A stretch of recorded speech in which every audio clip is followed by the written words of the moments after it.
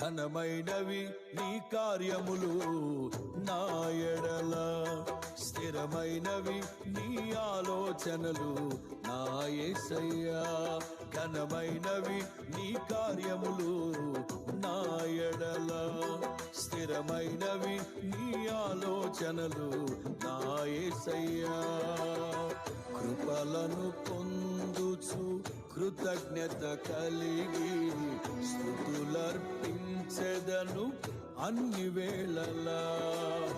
కృపలను పొందుచు కృతజ్ఞత కలిగి స్తుతులర్పించెదను అన్ని వేళలా. అనుదినము నీ అనుగ్రహమే ఆయుష్కాలము